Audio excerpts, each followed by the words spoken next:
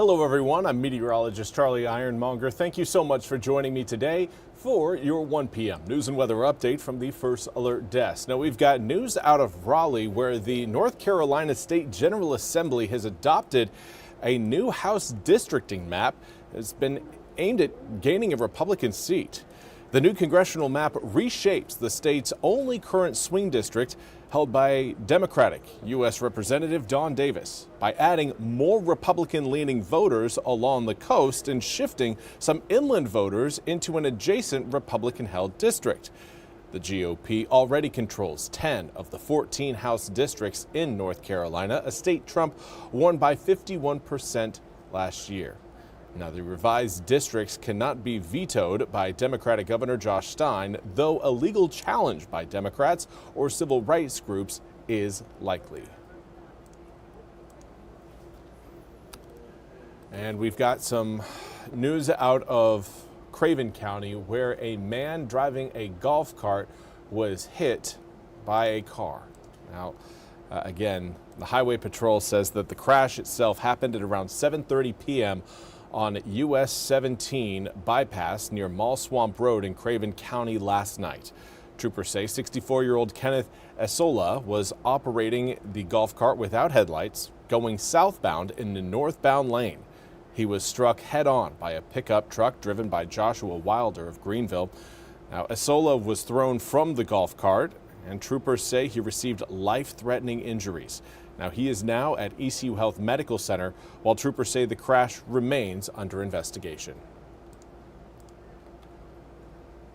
And now for your weather forecast. We continue to keep an eye on the tropics. Right now, National Hurricane Center is suggesting that Tropical Storm Melissa could become a major hurricane as we head through this upcoming weekend. Now, the good news is we're not going to be experiencing any of those impacts here in eastern North Carolina. This is going to be a system that will likely stay in the Caribbean for at least the next 7 days. Let's take a look at what we've got right now across the southeastern United States. And cloud cover off the coast continues again to work its way further into the Atlantic. The cloud cover you're seeing stretched across the Great Lakes, that's an area of low pressure that is going to continue to work its way up towards the northeast. So those clouds will not be getting any closer to eastern North Carolina. In fact, going to be working their way up into Canada. So what does that leave for us? Well, clear skies for the next several days. That's what we've seen so far this week. That's what we will continue to see as we wrap up the week. But unfortunately, that also plays into the hands of our drought that across areas along and west of Highway 17 is generally at the moderate to severe levels. So again, raindrops are very much needed. Unfortunately, we will not get any today, tomorrow, or the day after tomorrow, but by the time we get into next week, I'm sure our meteorologist team will be singing a little bit of a different tune. We've got some rain approaching eastern North Carolina for next week. Unfortunately, though, not happening today. So avoid doing any burning if you can. Right now, winds coming in at about 6 to 13 miles an hour throughout most of eastern North Carolina. Over the next few hours, those winds may increase a few more miles per hour, getting into that double-digit range throughout the area as we head towards 3, 4, and 5 p.m. But then later on tonight, those winds will relax again, going back down to about a 4 to 8 mile per hour range. Now, with those winds coming in out of the west-northwest, it's dropping our humidity, which only exacerbates our fire danger. It's making it worse. The drier the air is, the faster flames can spread, and with windier conditions, that potential spread of flames only increases. So right now, we're looking at a very dry air mass, and over the next several days, that's really not going to be changing. We will maintain that dry air over eastern North Carolina through Thursday, Friday, Saturday, and most likely even Sunday. Now, by Sunday evening, we should start to get a chance of maybe a few drops into the area, but our rain chances will certainly go up as we head into next week, and with that we will also see the humidity dew points climb again. Now, we're not going to get to summertime levels, but we will get a little bit more moisture in the air than what we're seeing outside right now. Current air temperatures reading in the low to mid 70s, anywhere between around 70 to around 76 degrees is where we find ourselves. Fairly comfortable day, nice day for a walk this afternoon, lots of sunshine going going around, but winds again going to be a bit breezy at times over the tail end of the day. But those winds relax once we get to sunset, and then overnight lows tonight will be dropping down into the low 40s.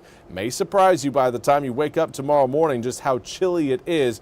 We are getting closer and closer to our average first frost dates, which usually occur last week of October into the first couple weeks of November. We'll see how this year shakes out, but growing season, at least looking at our overnight lows over the next few days, may be coming to an end sooner versus later. We don't have anything definitive frost-wise showing up just yet, but we're certainly getting close thanks to those high pressure systems that keep our skies clear overnight. Now, that area of low pressure further back towards the west will help bring about our next round of rain. That is again set to come in late Sunday evening into Sunday night and carry over as we make our way through Monday, Tuesday, Wednesday, and potentially even Thursday of next week. Now, daytime highs will be coming down to the mid-60s over the next several days. Tomorrow, back in the low 70s. But once we get to Friday, 67 degrees, and then we'll hold in the mid-60s over the weekend. 66 on Saturday, 65 on Sunday. And then with cloud cover and rain showers building, we will see overnight lows rise, but your daytime highs will likely hold in that mid-60s level or mid-60s range. The good news is it does look like by the time we get to next Friday, not this coming Friday, but the following Friday, Halloween, we should be looking at improving weather, improving rainfall conditions. But again, we do need those drops Monday, Tuesday, and Wednesday. Hopefully they come in bunches and then dry out by the time the trick-or-treaters start rolling around.